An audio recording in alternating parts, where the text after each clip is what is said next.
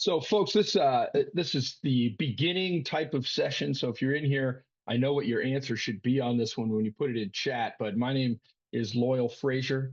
I am a very long time high school teacher, about to start year. Can't believe I'm saying this. 36. So Methuselah might be young for me. I have with me manning the chat and answering your questions, Matt Mormon, who's an account manager with TCI, and both of us have been in and out of the classroom forever. If you want to put in the chat, please, whether you would consider yourself an expert, a novice, a bonehead, like I don't know what, or what's TCI. I stumbled onto this thing. I don't even know why I'm here. That would be great. Matt will send that out to me here in a second. Let me know the numbers that we have, and just see about where you're at with this. But this is, what is TCI? How do we navigate these things? What does it look like? What are we about? And so I'm going to be able to take you through that in under 50 minutes. So I love your participation with Matt.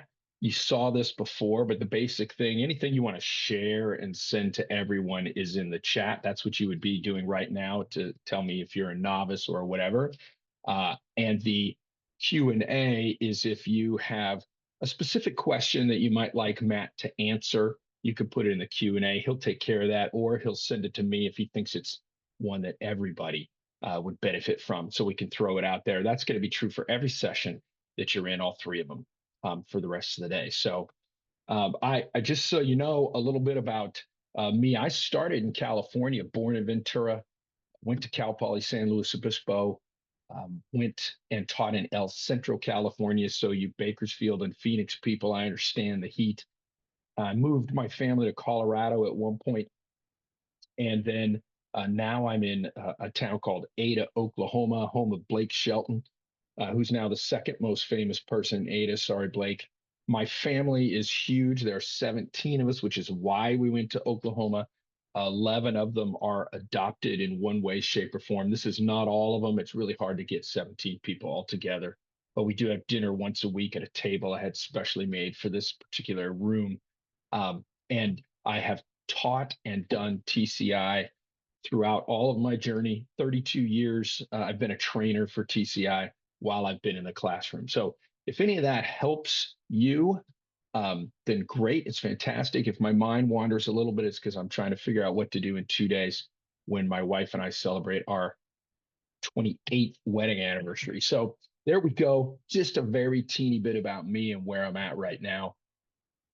We've pretty much sort of welcomed and introduced as much as we're going to be able to do that, but we're going to jump into the how to navigate your teacher account. We're going to go into a kind of a small basic lesson to be able to see how some of that navigation works. And then we're going to let you know some support resources that you're going to get with us. You won't be an expert when you get out of here, but we hope that you're going to be able to feel comfortable jumping in and out and navigating the TCI account that we hope you already have, um, by the time we're done with this one. So, Matt, anything I need to know just yet? Holler. Yeah, no, everybody for the most part is brand new. I'm seeing Okay, most like 99% of everybody is a beginner with TCI. I've got a couple people great. that have used it for a year or two, but don't feel like they've ever really been properly onboarded. So even though they've Okay. had it for a few years, I think we have one gentleman that's in his fourth year, so he's probably our resident expert. But everybody else is pretty much Well, new. we'll ask him a bunch of questions, so that'll be fine. But folks, if you, thanks, Matt. If you have anything as we get going, anything that I gloss over that you want a little more help with, that's what this is for. So send that to Matt. Let's go. I don't need to do the how well do you know TCI now. 5 high school programs um, that we have, that we've had the same 5 now for quite a while. My favorite, and the one I will just use as an example, is the Pursuing American Ideals High School U.S. History. I got to help launch that one, which is part of why it's my favorite. I've also taught it every year. I've been a teacher once it came out. So they all look the same, navigate the same, and use the same language. It's just really the content that is different. So it really doesn't matter which one I pull up once we go live. you'll be able to know whatever one you like, how to make it run. So there are a lot of things that I could go into about the beginning of TCI or the structure of TCI, but what I really want to tell you is we have 6 teaching strategies, which I don't think I have a slide for in this one. And the reason I decided to plug that is that if you are really new and you're wondering what do you want to do in some of the other sessions, we do have all 6 of those strategies being taught. The third chapter, I'm doing one called Social Studies Skill Builder, but all the others are going to be done as well. So if you want to do that, that is something you can certainly um, jump in, and if you've downloaded the agenda, you can see those. But within TCI, there are a number of ways to be able to teach each of our lessons. And these 3 right here are the big ones. This classroom activity slideshow is the first thing we wrote. It is the one that has everything in it, including the activity. Every single one of our lessons has an activity baked into it where the learning really happens. Our textbook is a tool, all of the other helps that we have in there, and you can see a whole bunch of those over here on the purple sidebar, are tools to make the learning come alive during this activity. But if you have not ever done a lesson with us, we have the presentation for you that you can edit and change. We have everything digital. You can print everything, and some of the things you can get in hard copy if you like them. This is the text digitally and the interactive student notebook built into that. And this, as you heard Bert in the beginning session talk about these video activities, they are not all done for high school yet, but they're being worked on right now. They are all done for middle school, so we now can move all of our attention to the high school. They cover the same standards. They are much faster, usually a class period. They're fantastic if you have a sub or kids are absent. So when you're able to jump in, we won't have time to go through all of these, but I wanted you to see that those were there. The diving deeper is understanding this content in a much deeper way. This is all optional. If your kids don't need the sugar act to dive into that in a deeper fashion, then ignore it. But districts have asked us for those so that we try to help. And this deals with different ways that we assess both formative and summative. We'll look at some of these in depth. And if there is something you really want to see, you can let Matt know. He'll let me know, and we can make that happen. And I should have had all my little guys going here at the same time. Sorry, but I worked real hard to get them there, so I had to at least give them a moment. This is a snapshot of your teacher subscription. The student subscription looks very much like this. It just doesn't have as much in it. And I'm going to go live into mine so I can jump around and show you everything that there is for me to show you. So if you let me do that, um, I'm on an alternate laptop because something happened to my other laptop. And so I can't hide some of these weird things that are up top. So I apologize for that.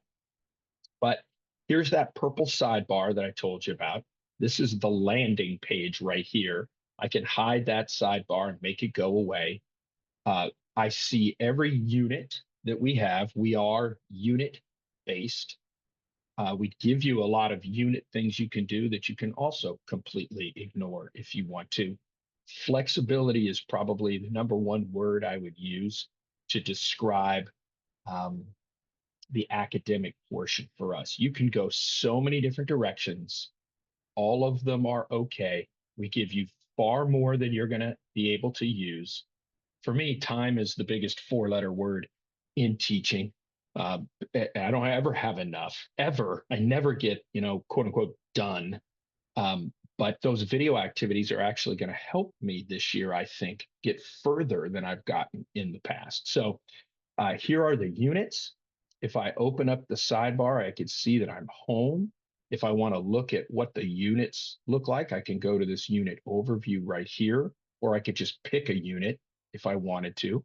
I'm going to go to the overview just to show you. Apparently, I'm going to go there slowly, which is not a shocker.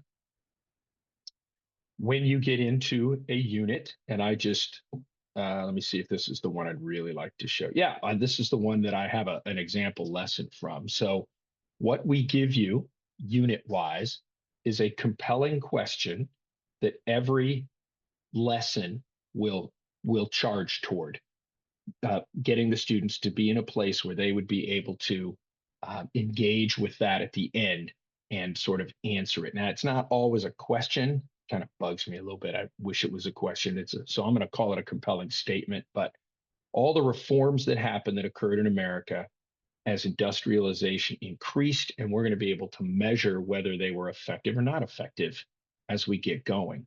And so there is a little video that is designed for the teacher to see what the unit has. But a lot of teachers like to show those to kids and say, here's what's coming down the pike. I'm not going to take the time to show you that particular thing.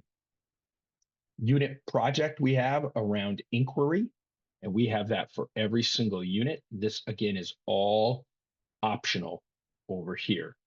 What I really wanted to dig into was a lesson, but before I get there, just want you to see that we have housed certain things in libraries for you.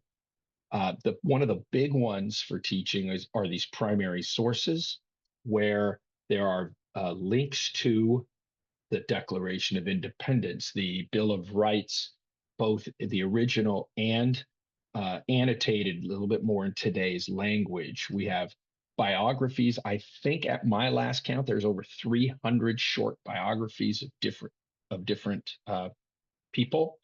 Not all deal with U.S. history. We just house them all in the same place, but there are lots and lots of those. And our entire video library and games library can be reached here. They all live over on the purple sidebar. We work on positive redundancy, more than one way to get everywhere. Feel free to find the way that works best for you, and that's the right way. So, what I'd really like to do and spend the most time in is the lessons. So, if I scroll down here, you can see there's 7 lessons in this particular unit. Each of them has an essential question. So if you were not doing the unit compelling question, students should be able to engage with this question at the end of the lesson. I'm going to dig into the lesson 14, labor's response to industrialism. Was the rise of industry good for American workers? And students can be able to answer that in any number of ways by the time they're done. So I'm going to explore, and you'll see it move over here on the purple sidebar down to the lesson overview. And if since you're new, I think maybe the most important part of TCI to show you is this little orange box. During distance learning, may it never happen again. We were not allowed to come out and support you in person. So we invented this little box to try to get you as much help as we can. And then we have found that it's just really an awesome help for anybody at any time. So we've kept it and enhanced it. A lot of people just ignore this little thing here that says see more. It's kind of important to do that. So I'll open it up, and we have an overview with the essential question, the objectives, which also includes language arts objectives. And all of those things that I was telling you about before, the flexible options, complete with suggested times that you can alter. There's the dive deeper, and there's the assess with. People that don't see that see more often don't see that there's 4 more links up here. Here are the materials that you could use for this particular one. You can see that all I need is a series of small envelopes and some 3x5 cards that are green and pink in color for this one. It's all I need. I made them, and now I use them year after year for this one. The only thing that I might really need to print for any lesson are the handouts. But I'll tell you, for this lesson, I don't really see a reason to print any of those, so I don't. So there's no printing for me in this lesson whatsoever. If I want to see, well, how much should I print? I could go down to see material details, and this will tell me if I'm going to print anything, here's how many I might need, 1 per group for this, 1 per person for this, etc. So we really want to make this fast, easy, and if we can, we want to allow you to print something one time, laminate it, put it in an envelope, whatever it is, and use it year after year. We really want to save you time because that's that four-letter word. So the procedures, step by step, through the three biggest parts of a TCI lesson: the preview, which connects to prior knowledge, and you don't teach them anything before you do it. Very short, gives us a nice segue to the activity. The of the six strategies, the one in this lesson is the experiential exercise. You'll understand that one in a second, but it's basically experiencing history as much as you can inside the four walls of a classroom. It will have some feeling or emotion or something to it that is very manageable for you. And then the processing, which takes what you've learned here and cements it in the brain so it stays with you, which is really the definition of learning in the first place. If you want to see all of these things that I'm showing you here, they do live in this wonderful thing called the teacher's guide right here.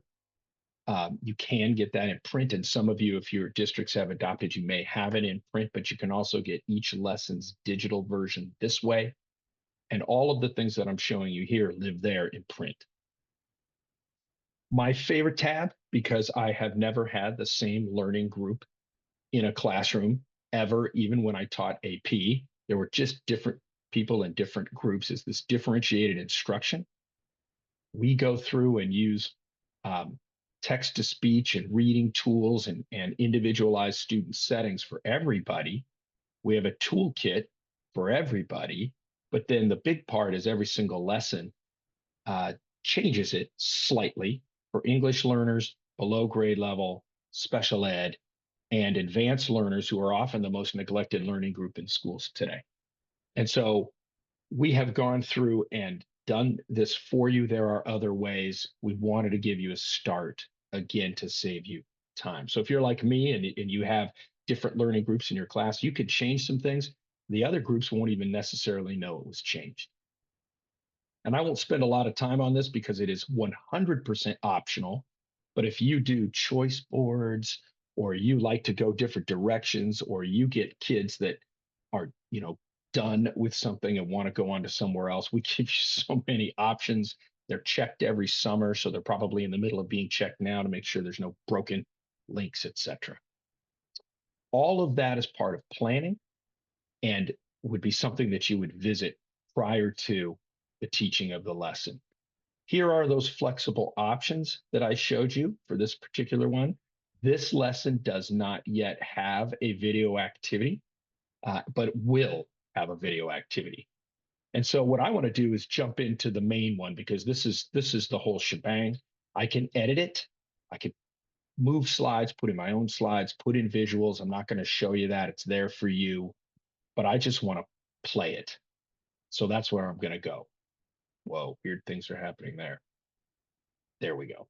So when I jump in here, opens up, I can make it full screen if I want to. This gives me my lesson plan again. Here's the number of suggested minutes.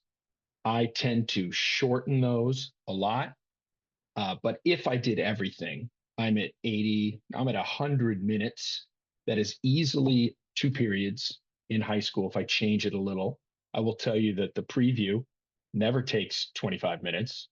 I don't always use the vocabulary the way we have it in here. I have other ways I can do that if I want to. And often the processing assignment could be homework if that was something I needed to assign to kids.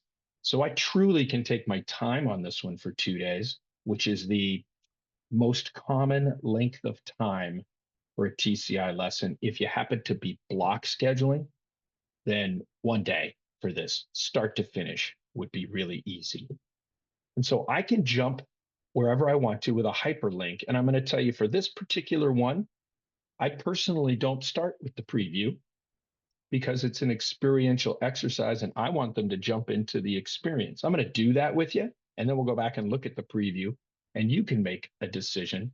I chose that because I wanted you to see the flexibility that exists out there for us. So I'm just going to go straight to the activity. It's really a lot of show and tell. We can't do it today in the amount of time that we have, but you can see it's an experiential exercise. It's called the Everyone Can Win game, and there is a handout with it.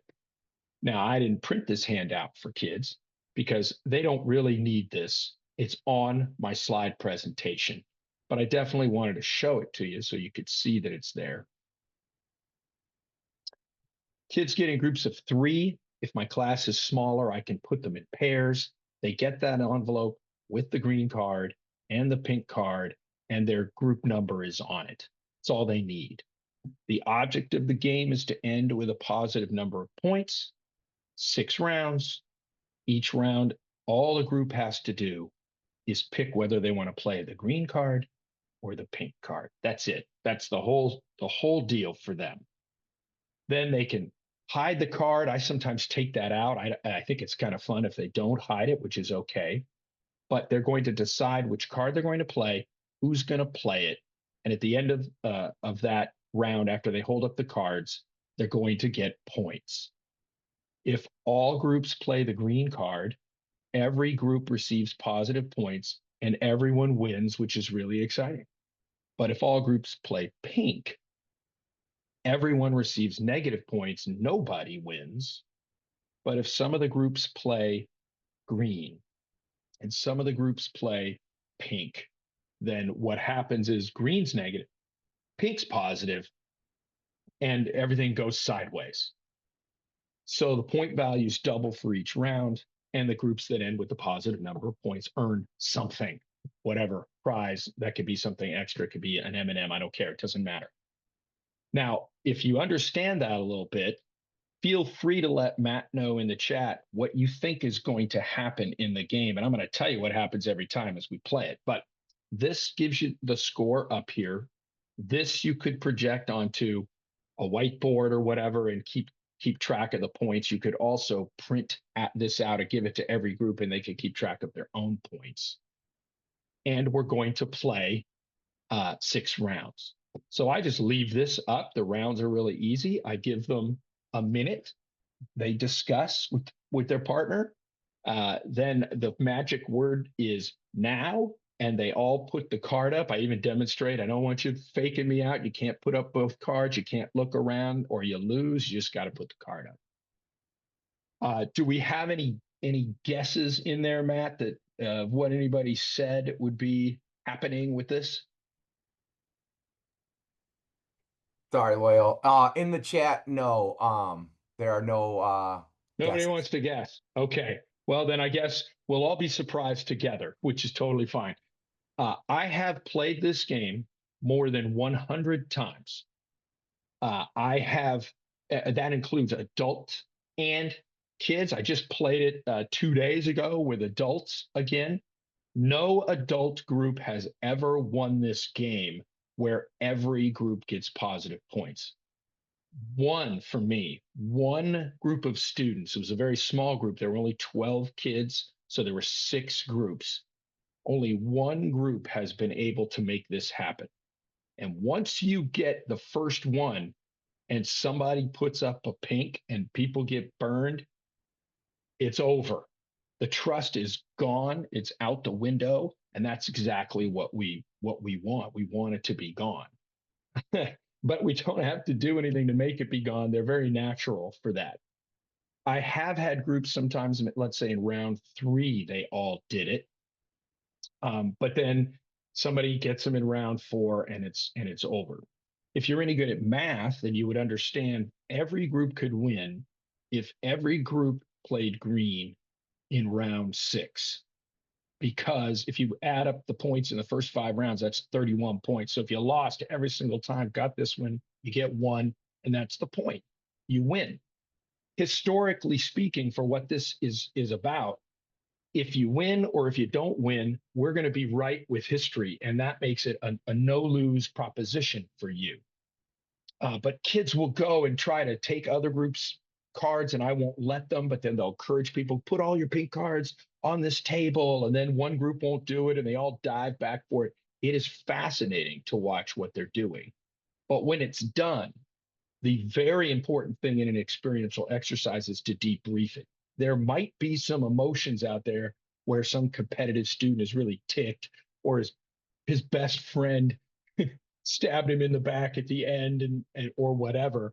But our questions always build from very simple that everyone could answer to something a little bit more challenging. So I'll ignore the last one for a second. What emotions did you experience? Well, they all experienced something. Why was or wasn't the class able to play the game so that everyone won? And that why is tough, but they always come down to trust, corruption. They use whatever these words are that work for them fantastically. I love to point out who was the trusting one and played green every time. I love to point out those corrupt ones who played pink every time. But when we get to this last one, I never have students be able to answer uh, some place in history where this might happen, even though they are in the middle of a unit, they've been studying it, and they don't know. Now, if I'd done the preview first, they would know. And that's one of the reasons I don't do the preview first for this particular one. But if I back up, let me see, I'm going to back up this way. If I back up and actually go to the preview to show it to you, you can see the way this works. So the preview is supposed to be short, access prior knowledge, and segue into the lesson. And so you could see this is short. Describe a time where you were unhappy with certain conditions, homework or school, you had to deal with, how'd you try to change them? Were you successful? Why or why not? Now, there's three different ways kids can produce an answer for this. You can share this particular presentation with them, and they put an answer in right here, which is automatically saved and goes to the grade book if you wanted to grade it. Or one of the other options was the reading, which is just the text and the interactive student notebook, and they can answer it there. Or you can have them produce a hard copy notebook, which I actually still do that, where they would write an answer to this either on something that you copied off for them, or just on a blank page, they would answer this question. One of three ways. This is designed for a group of threes. They can get into those group of threes and have a short discussion, and you're ready to go with the lesson at that point in time. Now, every one of our lessons uses the textbook in some way, because the text is a tool for them to get information to be able to use throughout the lesson. The text is not meant to read these 15 pages at home, answer the questions in the interactive student notebook. And we're finding that a lot of people really have been trained that the textbook is the end all of everything. So they have to read every single word in the text. And I'm going to let you know that you don't have to do it that way. So what we have here, here's that essential question again: was the rise of industry good for American workers? Prior to this lesson, they've gone through an assembly line process where they were the workers. They've looked at some of the things that unions were going to fight against, which is what this lesson is about, that you'll see in a moment. And so we have opportunities for them to jump into the text and answer some questions. So if I open the text from this way, I have it right here for them. They see the text down below the text. Darn it, I can't go down below the text on this one. I should have known that. Is the interactive student notebook. I'm going to go there in just a second. But there is an answer or two answers to be grasped from the text. I need to show you the tools. We've added a 12th tool in here for you to be able to help. You'll actually be only the second group of people in the country to even know we've added this one. But there are two reading levels. A is on grade level. B is approximately 25% lower Lexile, which in the high school level is about a grade and a half, sometimes 2 grades. The last 2 years, I have yet to have a student reading on grade level when the year started. That B is amazing for me, and I can lock my students into that where they don't even see A, which is exactly what I do. We can read it to students out loud, a normal speed and a slightly slower speed. This has just been released recently, and we're still collecting data on what people think about it. I can have kids highlight and take notes in different colors for different ways, and it saves it permanently for them. They can add a note box and write notes in here. Teacher can't do it on, I can't do it on my side, but students can do it on their side. This is one here that is brand new, just released yesterday. If I highlight some text, see if I can do this, I now get to pick from, it's going to be the entire bank of Google Classroom languages. I don't think they're all on here yet, but if I have Vietnamese students, I don't know what this is going to do. I put it into it, it will change it into Vietnamese, and then I can have it, I can read it aloud to me. So it could be automatic for the class. Individual students can do this as well. It's pretty amazing, actually. Now, I can change everything into a language, and I'll show you how to do that in a minute. But the point I wanted to make on this reading that's really important for high school is, if you know that if you assign reading at home for students, if you were live here with me, you would all answer. If I say, what will they do? You're going to tell me they're not going to read it. And a large portion of them will not read it. If I try and have them read it in class, all of it, then what's going to happen is they won't want to do it. But even if they do it, that's my lesson plan. And that's what a lot of TCI teachers run into. They're like, well, I need to get them the information, but they don't read it at home, and I have them read it in class, and then I'm done. That's the end of the class period. I can't get to the activity. So what I have stumbled across for me is this. I actually have them go to the bottom, read the interactive student notebook, which you can't see here, but we'll get there. They know what they're looking for now. They go back to the top, they turn on the main idea tab. It highlights the main ideas in blue, and I tell them to read the blue. 70% of all testable material lives in the main ideas. My students don't know what a main idea is. And if you ask colleges, they agree. They're the ones that made me really research that. My students don't write well, they don't read well, and this helps them do both a lot better because they're noticing the first sentence in a paragraph is often very important, and the rest of it um, supports that topic sentence. And so I have found that now my students, especially if I have them do this in the group of three, they get through it. They are in beautiful shape. And now they can use the information, which is the point, in the rest of the lesson.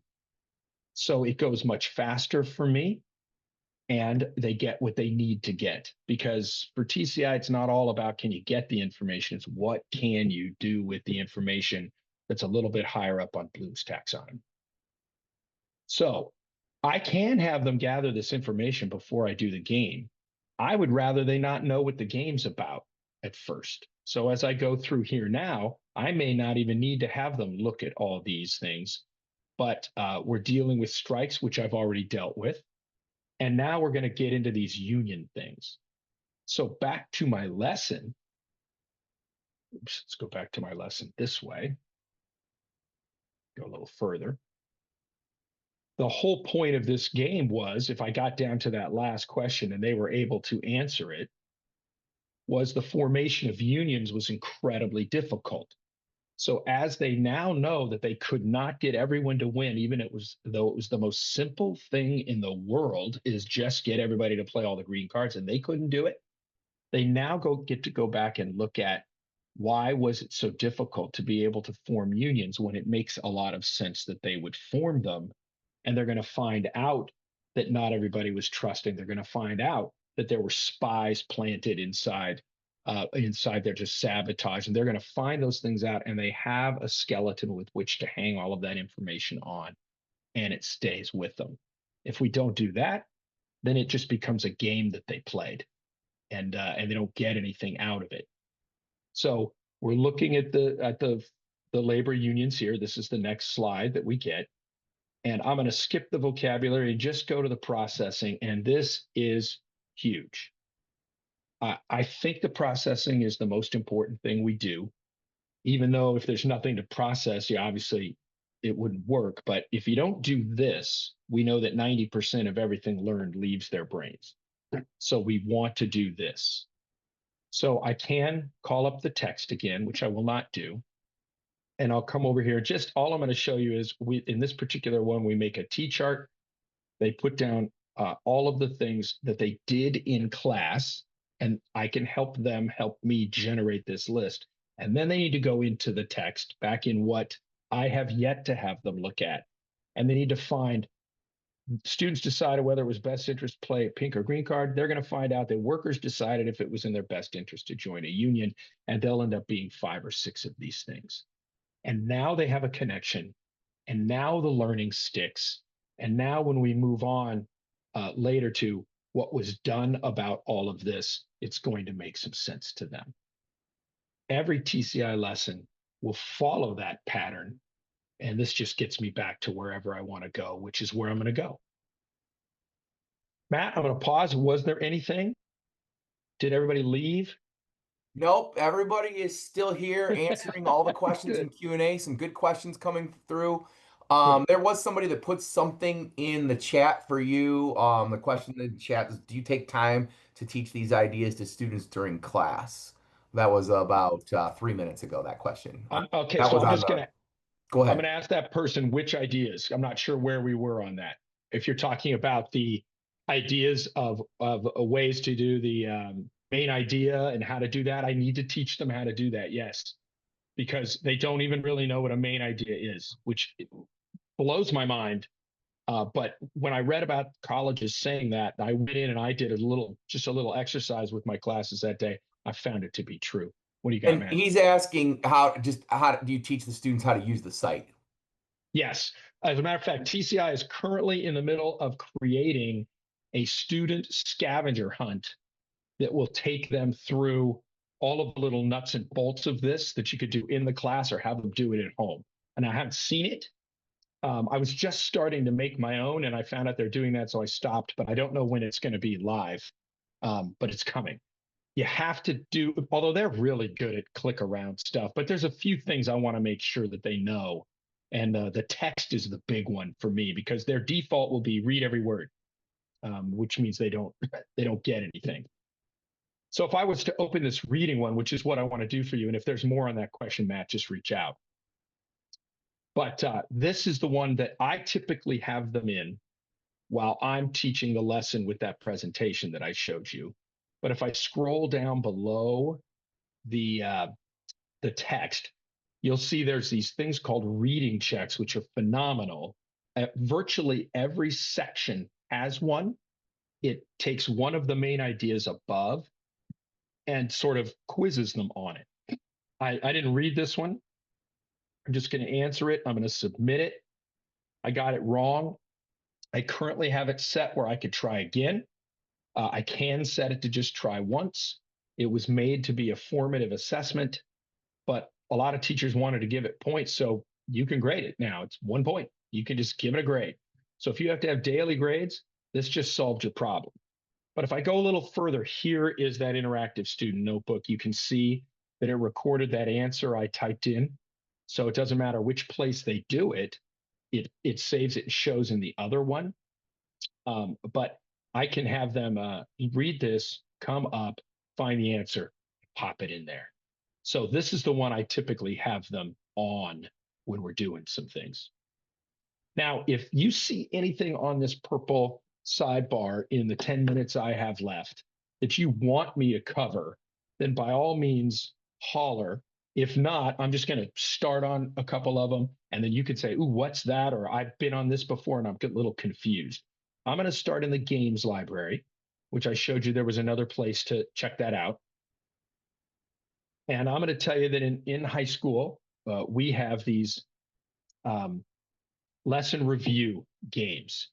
And I'm just going to pick what lesson did I have? I had lesson 40. It doesn't matter. It's the same lesson. I'm just going to pick this one. They all follow a similar format, but there's 3 or 4 different looks. This one is a PSI primary source investigation. There's always 20 questions for it. All the student has to do is click on it. It will read it to them. There's always more choices. I always get two tries at it. So, oops, that one was wrong. So I get a second try for half credit. Yay for me. I got that one right. I find it helps if I read the question. It will play in whatever language they have it set at. I go here and I've answered that one. Some of them will show me a picture that for an extra question at the end, that visual would help me. Now, kids can do this as a pre-quiz, a post-quiz, an all-class review when I have mine up in front of the class. They could take it once. They could do it 10 times. It will record the last score for them in the book. And you could put it in choice boards. And if you happen to be a person who has special ed students in the class, it is gold with them because they can use the textbook while they do this if they like to. We're even giving them section helps up here on where they could find the answers for that particular amount of stuff. They are very versatile. Kids love them. I actually turn them off and have to assign them to them because I have kids that like to go ahead and do them rather than the homework I may have assigned. They just like to play games. So it's a big deal for that. And Matt, if anything pops up that somebody wants to go to, let me know and I'll go there. Just in the chat, someone wrote, "Can games be assigned or do they automatically get applied?" I'll answer that real quick just to save time. Okay. You see on the left-hand side of Loyal's bar where you can see like assignments over there, and you can create a new assignment. That's how you have to assign them. Now, there is a setting in the settings where kids can go and play the games without being assigned, but you can also change the settings so that they don't see those games unless they're assigned. So it's kind of like two ways to answer that question. So real quick to recap, if you don't have your settings locked down so they can't see the games until it's been assigned to them, they could skip ahead and see games and start answering questions randomly, even if you haven't assigned it to them. But if you want them to do a game specifically, you go in to, and Loyal's showing you on the screen right now how you can change some of the settings like student features and student access to what they can see, whether you've assigned it or not. But then going back to that thing that he just showed you with the assignments, that's where you would do that for that. It's pretty neat now. We have actually, and this is very helpful. So since we're here, I'll just say it. We have actually gone through and you can assign little pieces at a time if you want to. So kids cannot go ahead, or you can assign everything if you want to, or you can assign nothing because everything default is open for the kids. So it all depends on how much control you want or need and what your school or district may make you do. I don't know, but you have the options to do all of that. Open it up whenever you want to open it. And if you happen, no time in this one to make this happen, but if you happen to use Google Classroom, Schoology, or Canvas, you can connect those and things will go from TCI to those places and backwards. It's wonderfully linked. And if that's something that helps you up here in this professional development tab, you'll find how-tos and how to do that. I'm not sure if we are going to have a session on that today. I'm not positive on that because I didn't read them all because I was focused on the three that I'm doing. So you will see your correlations and pacing guide down here. And I would be remiss if I didn't show you this one. At the very bottom, it says English with a caret. I can change the entire program to Spanish. Every page will stay Spanish, and I'm supposed to have a box open up top. It's taking its time there. And maybe I'm not going to get that right now. There's a box that will open up unless your settings block it, that is Google Translate, and you can pick 133 different lessons. It will translate to that. The videos will be read aloud in that. The text will go to that. Everything will. So if you need that help, and a lot of us need that help now, we've provided that for you to be able to make that happen. So high school always wants to know about assessments. So probably the last thing I'll have a chance to do is come here and just show you that we provide a lesson assessment for every single lesson that's out there. And if I want to open this up, We also provide a unit pretest for every unit. And I should have a unit assessment somewhere on here. I don't have that popping up for me. And you can make your own. You can see that I've made some fake ones on here for me from this particular unit, and I could create my own. If you make them objective, it grades it for them, shoots into the grade book automatically. You can give them digitally, or you can print them. So if you have another way that you like making assessments, do that. Steal some of our questions if you like them. Whatever works for you, we just want to support an assessment for you. Matt, Schoology. Oh, let me take this one real quick because please there are do. somebody put something about Schoology in the chat, but people have also asked me about Canvas in the Q&A. So we integrate with Google Classroom, Schoology, and Canvas as far as grade sync. Google Classroom is pretty straightforward. There's not a lot to it. It's not really technically a learning management system in the way that Schoology and Canvas are. I mean, I'm not trashing Google Classroom. I like it. My kids use it. It's fine. It's just it doesn't do all the things as others do. So it's very easy to set up Google Classroom. With Schoology and Canvas, however, your district has to integrate to either Schoology LTI 1.3 or Canvas LTI 1.3. And that is something that they can do very easily on their TCI application when they roster you and they roster your students. So once you have either the Schoology or the Canvas integration set up by your district, then you will start actually open everything up in Schoology or open everything up in Canvas, and then you will be making assignments and things like that through Schoology and through Canvas that like TCI kind of opens within those applications, and everything that happens in those learning management forms. And then anything you grade will automatically sync back to the Schoology gradebook or the Canvas gradebook. If you want to learn more about how this happens, Loyal has his screen up here where he's showing you. It's really great. In our top left-hand corner of our application for teachers, there's a little thing that says professional development. And when you go there, there's a lot of courses. And the courses that you're seeing, like Navigate and Plan right there, that's kind of what Loyal is doing with you today for the most part. But there's an interactive course you can take to get you more information on that. And then there's some interactive courses you could take on integrating Schoology and Canvas and even Google Classroom that will kind of show you how the grade syncs work. It's very easy, but there is one step that needs to be set up by your district on the back end first. Okay.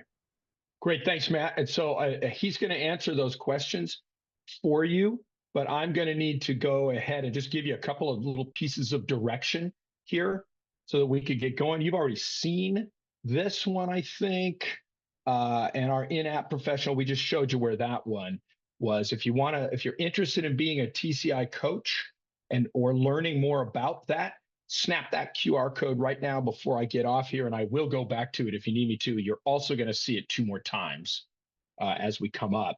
But I did want to have you understand, if you will share your TCI Summit, you could be in the running for a $100 gift card and a TCI llama. Kind of ticks me off. It's really an alpaca. I don't know why I care so much, but okay. But you get a little fuzzy guy there. He's kind of cute. He's our mascot. So 3 lucky winners are going to get these things. And they'll be announced later, but you have to put something in that hashtag right there to make that happen. Here's what's coming up 5 minutes after I say goodbye to you. And you remember, you can download this somewhere. They gave it to you in the chat. Just a shameless plug. 5 days to a positive classroom culture's mind. It's my favorite thing in the world to do. If that doesn't meet your needs, don't come there because I said that. I'll never know. But whatever you need on there that's going to help you drill down in a little more deeply, by all means, jump onto that. And I think, and so to get out, you're going to click leave this webinar at the bottom of the screen, and then you'll go back into the next one that you want there. All those choices will be there for you. Okay. Thanks for being with us. I hope it was helpful. There's a lot more depth for you in the next 2 sessions. This was supposed to be fast and furious. It was, but it was our pleasure to take care of you. Good luck in the next 2.